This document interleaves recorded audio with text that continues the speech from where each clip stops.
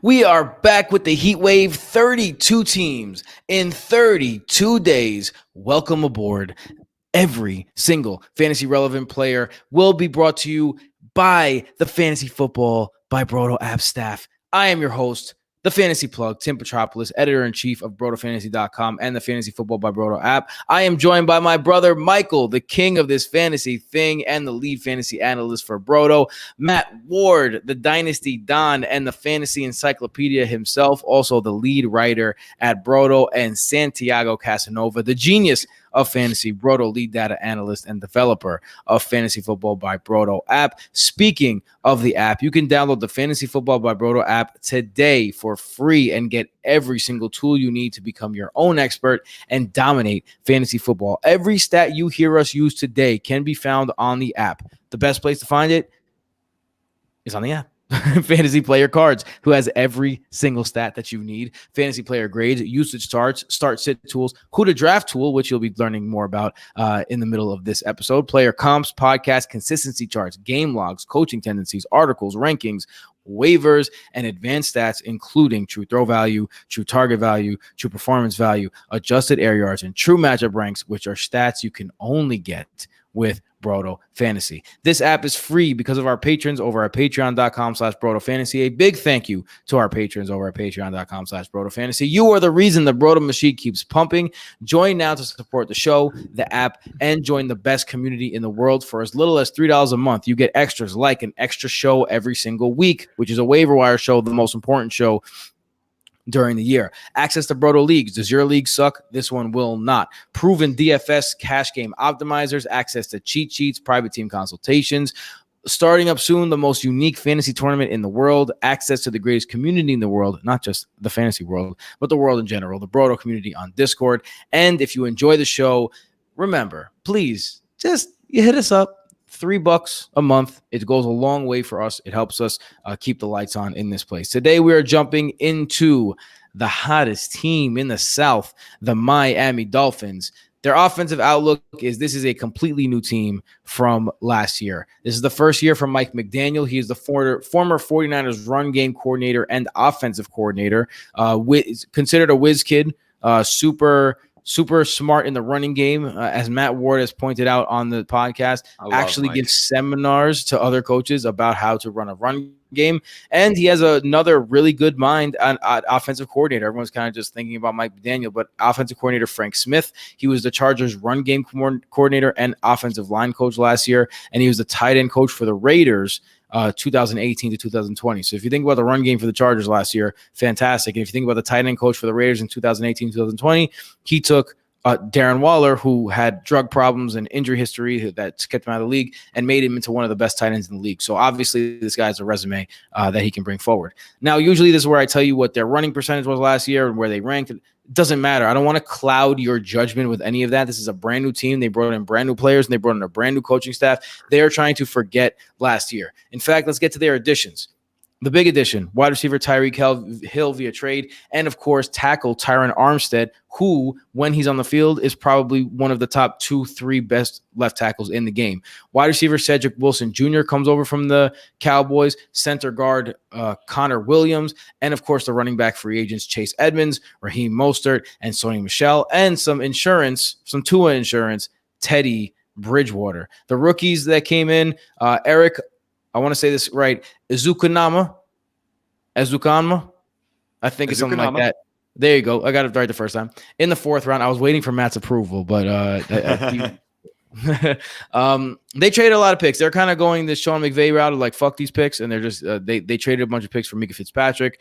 They traded a bunch of picks for Tyreek Hill, so they don't care about their picks. They're trying to build through the draft. Their last big pick was made on their quarterback. Let's get into the quarterbacks because just like the Jets, just like the Patriots, a lot of the fantasy success of this team is going to depend on their young quarterback and whether he can make the next step. A lot going on. If you looked at Tua's numbers, he did show some promise. I'm going to let Matt get into it because he's a fan of Tua's. So I'm going to let him get into it here on why he likes Tua coming into this season. Yeah, I'm a fan of Tua in comparison to the amount of hate that he gets online and in the media. I definitely think he's a lot better than people give him credit for. And part of the reason that I like him is a big change in the coaching staff. Not to take anything away from Brian Flores, but he's a defensive-minded coach first, and he didn't really open up that playbook for Tua. And another part of McDaniel's prowess as a great run blocking coach is his ability to open scheme yards after the catch. And you saw Kittle, Ayuk, and Debo, obviously, but all three of them ranked in the top 10 at their position in yards after the catch. So he's excellent at creating blocking schemes downfield as well. And that's going to open up a lot of additional kind of supplementary stats for Tua when you consider Jalen Waddle having the most receptions in the history of any rookie in the NFL and his second year breakout, and then bringing in Tyreek Hill, who can definitely fill a Debo Samuel-esque role in a Mike McDaniel offense with his speed. So I feel pretty good about Tua. The thing that he's most touted for, and for a good reason, is he's very, very accurate. And he doesn't throw the ball deep that much, and it was a low volume offense, yeah, but he had the third highest accuracy rating overall, a seventh ranked completion percentage, ninth ranked true completion percentage.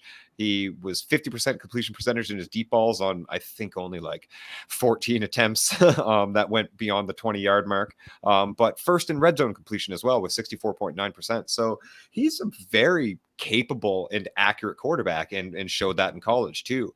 He kind of got strong during the middle of the season. He had 3 QB1 performances from week 6 to 13. He teetered on QB production throughout that period with QB15, QB15, QB13. So he's right there at that breakout stage where he is performing right at the precipice of QB1 production already.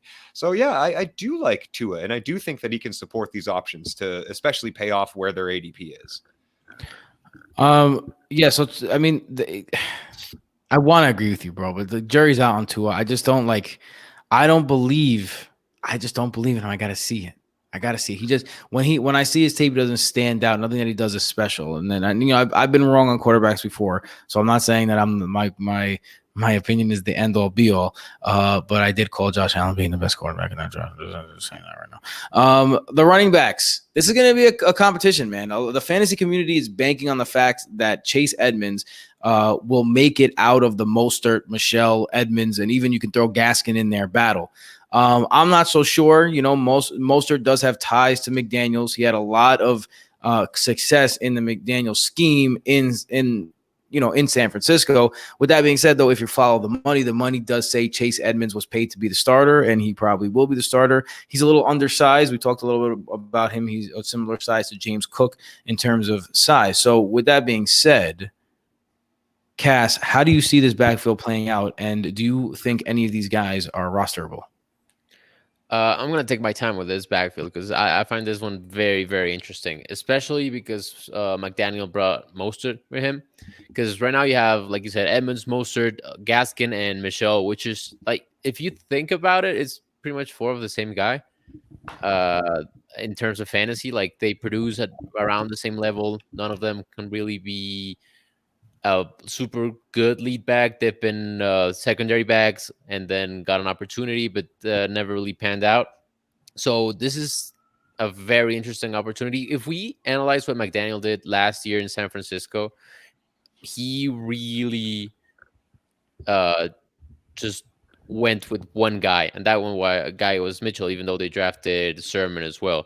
So really, you just have to check who the guy is going to be. I don't think they're going to run a committee, even though San Francisco has done that in the past. Who is going to be the guy? I have no idea, to be perfectly honest. I would bank on Chase Edmonds. He's listed number 1 in the depth chart. And like Tim said, you got to follow the money. Mostert played 4 snaps last year and it's already listed as questionable this on ESPN this season. Gaskin, kind of disappointed, but kind of not. He was very similar to Edmonds. I'm not targeting any of these guys actively. They're not going to be a league winners, I don't think, especially when you look at the Tua's numbers are very similar to Garoppolo's numbers in terms of throwing to running backs. And running backs in San Francisco were not known for catching passes. Mitchell was insane rushing, terrible receiving. That's not good for PPR leagues. And like I said, Jimmy G has 6.1 passers per game, targets per game to running backs, and Tua has 6. So as close as it can be. So standard leagues, I would target Edmonds at some point. PPR leagues, this is not a backfield you want to be involved with. I disagree. Oh, Mike, I'm gonna talk to Really talk have to our- him, Michael. Talk to the people, kid. Same. I think we got our first hard disagree on the heat wave. Man, Chase Edmonds ADP, there's absolutely no reason not to invest in him. He just got paid like $6 million a year for 2 years by the Dolphins, which is not cheap by any means, especially for a running back.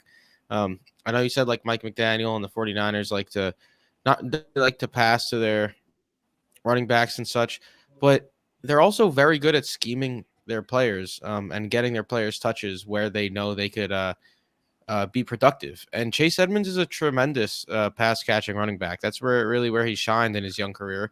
He's also been a very good back when given the opportunity to rush as well.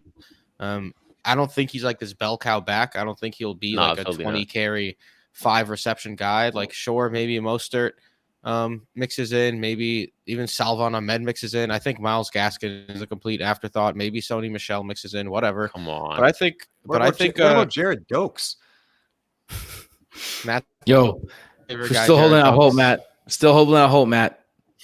Team Dokes. Team But Dokes. give me Chase Edmonds at his ADP. I mean, he's going like the 9th, 10th round. Give me that at ADP all day. It's Yeah, another at ADP ambiguous backfield. Take the guy who has the most likely shot of breaking out in that backfield. I don't think there's any downside taking him where he is. I think he opens the season with flex value with a lot of room for more.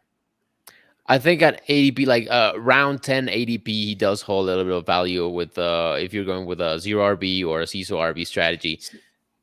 Well, 0 RB, no, I'm not so sure because he's So not that was my the sure point. thing. He's not the sure thing you Is want like- him to be. I do kind of agree with Mike, and that was just essentially the point that I wanted to make. It's entirely dependent on roster build and how you're drafting for me with Chase Edmonds this year. I think if he's your RB3 or you're going to slide into a weekly flex play in the 10th round, that's great. But for guys that are going with that 0 RB strategy and waiting that long, instead of popping one off and maybe the 5th grabbing a hero kind of style or in the 7th and 8th where you can get a Kareem Hunt and going for Chase Edmonds as your RB1 production and that kind of hoping for those spike weeks, you're going to be pretty disappointed, I think. So for 0 RB, he's not really a target that I'm interested in. Like, yeah, I think we're going to see sustainable RB2 production from Edmonds, but minimal RB1 weeks. Unsustainable RB2 production is even like questionable, man, because even when he started as the lead back for Arizona last season, he had an RB1 performance all year in all his healthy games. So, and that's as a pretty much sure thing lead back. I know I banged the Connor drum and I was right in the end, but Edmonds was the number 1 at the start and he didn't really even show much then. I mean, you also got to consider unless they decide to completely go against the scheme that they've been running in San Francisco, Raheem Mostert ran that scheme better than arguably anybody else. So I think that's something to be considered. All right, let's take a break right here at the running backs because we're about to get into wide receivers. But first, we're going to get into the BRoto app tip of the day. And today we're going to be talking about the who to draft tool. That is right.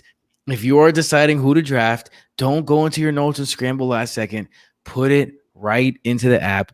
2 players you can compare and see which one is more likely to outscore the other. So Cass, it is on. You could watch us at youtube.com/Broto Fantasy and on the Fantasy Football by Broto app in order to see what's going on here. And yeah, Cass, take it away. So it's self-explanatory. You pick 2 players, pick your scoring format, if it's super flex or not, and then you get this beautiful table that's based on a weighted aggregate of rankings by different people. And this is what we call the true consensus, which you can find in the rankings app as well. But it gives you the average ranking of that true consensus, the draft percentage we recommend, and then last year's rating, last year's points per game they had, and then the expected strength of schedule. And that's using the true matchup ranks that we saw in the last episode. So as you can see, this is Deontay Johnson versus Jalen Waddle. Johnson had a better rating last year, has a better expected strength of schedule this year. So that corresponds to a higher draft percentage. It's really that simple. So you can see here Deontay Johnson. Sorry, Michael, real quick. Deontay Johnson's at 66%, Jalen Waddle's at 34%. So that basically is like it's 66% likely that Deontay Johnson outscores Jalen Waddle this season. Right. I think that's something that we're not going to ever, nothing's ever going to be 100% because there's no way you can ever know. But this is going to give you the highest, the best information to make your own conclusions. Michael, go ahead, bro. Let's say, did you select Jalen Waddle or did the app just know? I did select it. It wasn't magic this time. I did select it. All right. So speaking of Jalen Waddle, let's get into these wide receivers. Michael, I know usually I want to make these transitions, but let's talk about all these guys at the same time. Tyreek Hill and Jalen Waddle, not all of them, just two of them. Tyreek Hill and Jalen Waddle. Now, we had a podcast recently where me, Matt, and Cass all talked about how much we like Tyreek Hill and how much we like Jalen Waddle. If you want to go back into the archives and listen to that some more, but we'll mention it here. But now it's Michael's turn. Michael. Yes. I mentioned the Eli Manning rule. And the Eli Manning rule, for those who don't know, is there was a year where Eli Manning had all these weapons. He had OBJ. He had Victor Cruz. He had there was a third wide receiver that was bad good. He had Evan Ingram. I think it was there was a third wide receiver that why is he slipping? Like Sterling Shepard, Evan Ingram. There are so many guys being ranked in the top 36 and in the top one in their position that it didn't make any sense when Eli Manning was ranked 25th, right? So if you don't believe in Eli Manning's production, but you think that these players are going to get production out of thin air, that's what I'm looking at here. I don't believe in Tua enough to think that Tyreek Hill and Jalen Waddle can both be sustainable top 20 wide receivers. Michael, do you? Yeah, so look, Tyreek Hill is someone I think is less of a wild card than people think. A lot of people are like not in on Tyreek Hill in his current ADP. And look, this guy, it's not like he was solely a product of Patrick Mahomes. He has consecutive years of straight up domination as an NFL wide receiver, and he's stepping into a role where he's going to be featured. If he wasn't going to be featured, the Dolphins wouldn't have traded 5 picks, including a first-round pick and a second-round pick to get him, and they wouldn't have signed him to a record-breaking 4-year, $120 million extension. Tyreek Hill is going to be that guy in the offense. And look, like I said, Patrick Mahomes obviously was a big benefactor of like how Tyreek Hill was so good. But dropping down to Tua, the Dolphins are giving Tua a strong supporting cast. Clearly, they're trying to get this guy weapons to provide an offense good enough to, hopefully make the playoffs this season. And Tyreek Hill has put together 5 straight seasons with a true fantasy grade of A- or above. The only one where he didn't was his rookie season, where he came on at the end of the year. And like Matt mentioned earlier, Tua didn't throw downfield very often, but when he did, he was decently successful. I don't want to dive into that too much because it is a very small sample. Rabbit holes are never a good thing, diving into like things where they're that tiny of a sample. But I'm just betting on the talent of Hill. That's really the option. Do you want to bet on the talent of Hill or not? And I would bet on the talent of Hill. And at ADP of wide receiver 8 in the second round, I don't see a reason to fade Tyreek Hill. And then you have Jalen Waddle, who at ADP of wide receiver 15, look, man, like you said, the Eli Manning rule. Can Tua sustain both of these guys? For Jalen Waddle, he last season was 7th in receptions, 13 in points per game, 10th in targets. Without Tyreek Hill, without Chase Edmonds. He was 26th in true target value, 91st in average depth of target, 58th in points per opportunity, excluding touchdowns. He was very much a volume-based wide receiver. He was very good as a rookie, 140 targets, 104 receptions, as Matt noted. He was like breaking records out there, but he was very much a volume-based wide receiver. And now Tyreek Hill is there. And guess what? Tyreek Hill is more than likely better than Jalen Waddle. So I would rather bet on Tyreek Hill than I would on Jalen Waddle because I don't think the Dolphins are going to be able to provide high-end value for both of these guys. I think Jalen Waddle is priced completely at his ceiling at ADP of wide receiver 15 because he would have to match last year's stats to be wide receiver 15, and I don't think he matches last year's stats. I know Matt and Cass both disagree with you. Matt even mentioned that there's a possibility that this guy becomes the next Deebo Samuel. Matt, how you feeling? There's just an interesting correlation stat, and Mike kind of said it too, is before Deebo Samuel's breakout, he had I think his target depth was less than 3 yards, and it hilariously ranked 92nd that year. And then he broke. Yeah, exactly. Yeah. And then Mike McDaniels was like, I think I can use that. And then figured out, how to turn Debo into Debo. And obviously Debo has that talent himself, and he's built like a Mack truck. Like the kid is thick, and Jalen Waddle is a little undersized, but just schematically I don't think Waddle is going to maintain that number of targets. I think that would certainly come down, but he's going to be a really good fit in this offense. And if we're talking about Tyreek Hill kind of adjusting his role to fit Tua's A-dot and his lack of throwing deep, then Waddle already fills that role really, really well. So I do think that wide receiver 15 is essentially, that is ceiling. Wide receiver 13, I guess technically would be ceiling is what we're looking at. And I never like drafting guys at ceiling unless I really, really believe in that potential being higher than anybody else in that tier. So Waddle is a little expensive for me right now, but I don't think he's like going to be a non-factor. Yeah, I mean, if he was ranked around like wide receiver 22-ish, I think that would make a lot more sense. I'd be all in. Yeah, like because I think I have him in my projections. I think he's wide receiver 17 for me, and I'm right around wide receiver 9 on Hill for the year. So like that's kind of the thing is I am expecting a bit of a jump in passing production from Tua, and for him to kind of make the QB1 leap, he would need to maintain some of the rushing production that he showed in college. But I don't think it's like, if it was coming to our bold predictions and I said, Jalen Waddle, wide receiver 16, I don't think that's that bold. I think that's something that needs to be considered too is the role of Cedric Wilson on this team. They just paid him 3 years, $22 million, $12.75 million guaranteed. Hard to believe doesn't play a role, but you're not rostering him. Oh, you're gonna get there for Cedric Wilson? Oh yeah, well, because of there's somebody that's going to take over that slot role that Cedric Wilson just got signed for. Okay, Mike. Yeah, how do you feel about Cedric? I know Matt is going to talk about the Mike Gesicki slot factor here.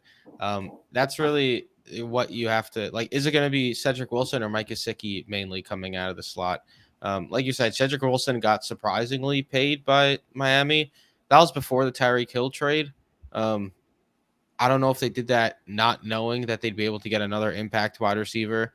I assume if they got Tyree Hill, they probably wouldn't have got Cedric Wilson for that type of money. You never know. Obviously, I'm just making things up.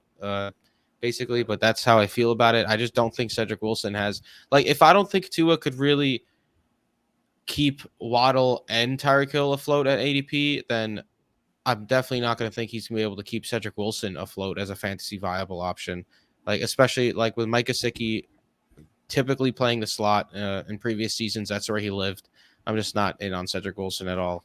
All right, so let's get to Mike Gesicki. I feel like upside George Kittle, downside completely useless. Matt, how you feeling about Mike Gesicki? I mean, we literally saw that last season where he had tight end 1 overall finishes and then 1 week with 0.0 points on 8 targets or whatever it was. So, yeah, I mean, that literally is Mike Gesicki's range of outcomes is tight end 1 overall upside on any given week. Maybe not as an overall fantasy finish because I do still think guys like Andrews, especially Kelsey, obviously in the role with all those vacated targets. But yeah, I think what we've touched on a lot in this AFC East is it's kind of full of late round viable tight ends. And I think Gesicki with 412 slots out of the snap, the highest percentage of any tight end in the NFL in 2021, I think he's their slot receiver. And if you're looking at a wide receiver 3 option in Miami, it's Mike Gesicki. So I don't think, 75 targets for 800 yards is really out of the question. And I really do think, especially because of how we've seen San Francisco run their offense in the past. And I think Mike McDaniels is a bigger part of that system than he's given credit for. And they funnel targets. It's 3 dudes. It's 3 dudes only. They've never had a wide receiver 4 even. They have a wide receiver 1, a wide receiver 2, and their wide receiver 3 was George Kittle. So I think Mike Gesicki is that they see him there. And certainly athletically enough, like if you look at Gesicki's athletic profile, he's one of the most athletic tight ends in history. Like that Check guy his is BRoto an card. absolute freak. Yeah, he's an absolute monster athletically. So there's no denying he can thrive in the George Kittle receiving role. No, he's nowhere near of a blocker, but they don't use him there. He's a slot receiver. He's a 6'6", 250-pound slot receiver. That was pretty funny, Matt. You said 412 slots out of the snap. Well, yeah, snaps out of the slot. Yeah. Thanks for letting me roll there, though. I started laughing. I don't know if anyone else noticed. I picked it up, but I thought you were just impressed. I thought you were laughing at me because you're always mean to me. Bold predictions. It's time to have some fun. This one again, don't hold us to it. This is like a little hyperbolic. Cass, what is your bold prediction? Start us off. I have a good one this time because the Dolphins are gonna have wide receiver 1, tight end 1, and QB 1 next season. Oh, Wow. hold on. I'm gonna go second because I Top 12. have the Position. Yeah. No, not overall. Doug, come on, Doug. I was like, I got one on I have the exact opposite. My bold prediction is that none of the current starters, let's put Chase Edmonds in that, none of the current starters reach ADP. Not even Which Terry is Hill. wow. So I don't think ADP. Okay, yeah. Okay. Hater. I don't think they'll be terrible, but I just don't think that Hill will reach 6, Waddle will reach 20, so Gesicki will reach tight end 9, things like that, so on and so forth. So that's my bold prediction. Michael, what do you got? I say there's at least a 12 spot difference between Tyreek Hill and Jalen Waddle in points per game this season. Wow. In points per game. Yeah, points per game is bold, finish, but that's bold. I like it. That's a good, yep. All right, I'll ride that train with hate on my fist. And Matt, finish us off, bro. Mike Gesicki doubles his ADP.